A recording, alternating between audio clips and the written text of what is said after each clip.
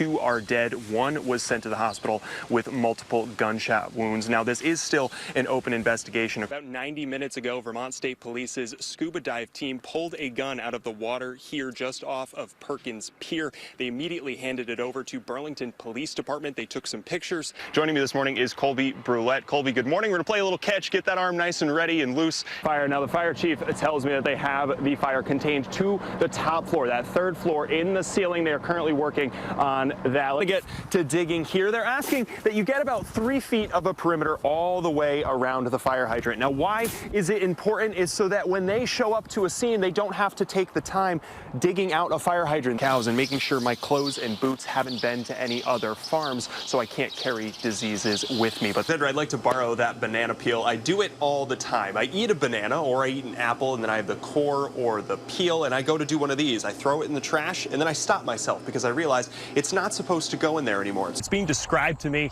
as knocking on Vermont's doorways. And while we're faring better than states like New York next to us or Massachusetts below us, the State Agency of Agriculture is watching very closely. Now, the lanternfly would be after the sap that's inside some of these grapevines here at Shelburne Vineyard. And while they say they're trying not to think too much about it, it's definitely in the back of their mind. I'm on the hunt this morning, actually, for story ideas. Haven't found one yet, though. Not sure how next week is actually going to turn out. More of those little furry caterpillars everywhere. You are. Kind of creepy. Yeah, not great. Spongy moths, formerly known as gypsy moths, are feasting on foliage across our region. And our Kevin Gaiss continues his reporting on these little pests. Kevin, how bad are these bugs, and should people really be concerned?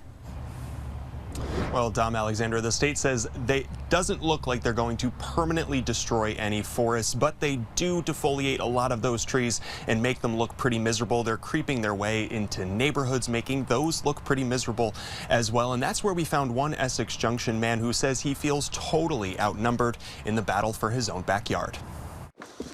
We're gonna go vacuum a tree. Yeah, you're seeing this right. It sucks to be a homeowner right now.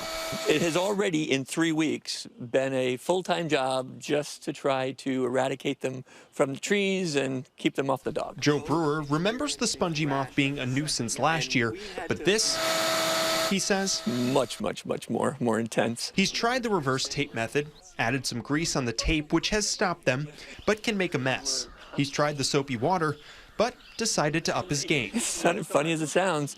The one thing that works right now is a wet vac. But this is time-consuming. Now that the Essex Junction resident is retired, he has that time, but knows others don't. He's considered professionals, but that comes at a cost.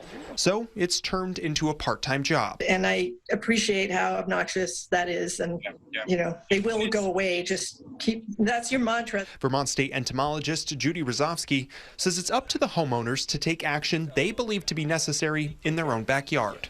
Last year, 51,000 acres across Vermont was defoliated, which sounds like a lot. But Rozovsky says it's not time to panic. Mortality rate for oak, the moth's preferred meal, is very low. And there are other invasives killing more trees the state is focusing on. And it is fortunate that we've had some rain, too, so that the trees aren't as vulnerable as they might be otherwise. Rozovsky maintains that Vermont's forests will be okay, as long as the bugs retreat in their typical 2 to 3 year cycle. We don't know if they'll disappear for another 30 years like they had before returning in 2021, or if warming temperatures will mean their outbreaks will be more frequent. Back in Essex, Brewer says he simply needs backup. You know, I knew it was going to be a nuisance. I didn't think that they'd be this heavy. Brewer hopes the 3 year cycle prediction is right, because he's starting to wonder if this is now his summer. Wow. You know, you look very long time for a summer, and this isn't what I want to do 3 hours a day. You know? But it does take a lot to try to be able to save the backyard so we can enjoy it. It's also worth noting that they can cause a rash if you touch them, so Rozovsky recommends using gloves if you're planning on handling them in your own backyard. She also says that she expects some of the natural enemy population to increase this year because of the numbers that they have, so some certain insects or birds might help, and that will help next year's population and next year's defoliation. Reporting live in the WCAX Orchard, Kevin Gaiss, Channel 3 This Morning. cold weather means it feels a little bit more like the holidays, and that means you might be thinking about getting your Christmas tree. I'm actually getting mine tomorrow. Nice. I got mine last week. Kevin Gaiss found some pre-cut trees in South Burlington. He's at Moffitt's Tree Farm.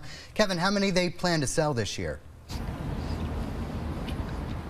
Darren, Christina, Moffitt's hopes to sell about 800 of these bad boys. They say you can't beat a real Vermont Christmas tree, and they hope that everyone who wants one is able to get one. Real tree for me. I grew up always having a real tree. For Ethan Bundy, a fake Christmas tree just won't cut it. Waking up on Christmas morning, just having that nice pine, fresh smell, it's just something about it. Even the governor carved out time to claim 4 trees from White's Tree Farm in Essex for his home and office. It's got to be just perfect. That's the bottom line. Vermont has 70 farms to choose from, covering about 3,600 acres. That's part of Vermont's $2.5 million Christmas tree sector. White's in Essex had a successful growing season and were able to purchase trees wholesale to ensure they have enough to meet demand. And they hope everyone that wants one gets one.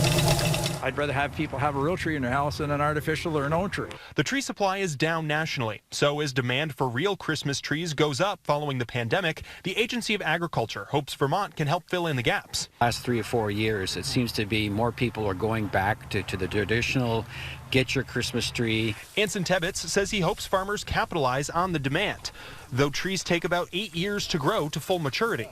Well, we have a tremendous population to the south of us, New York, Boston, so we can fill that need. Similar to how Moffitt's Tree Farm has helped fill gaps in Chittenden County for decades. The Christmas tree sales, like anything else, is good days and bad days. So you'll find Andy Moffitt at his stand in South Burlington for another season, pitching Vermont trees to customers looking for a holiday centerpiece. You can't get the good smell from an artificial tree. But whether you choose to cut your own or pick one pre-cut, Moffitt says picking a Vermont tree has its perks. We like to take a little time to visit with our customers, let them know we appreciate them, which to me is very important. Andy Moffitt also tells me it was a relatively dry growing season, so he wants to make sure if you do get a tree that you keep it nice and wet all winter long. A saturated tree is a happy tree. We're live in South Burlington tonight. Kevin Gaiss, Channel 3 News.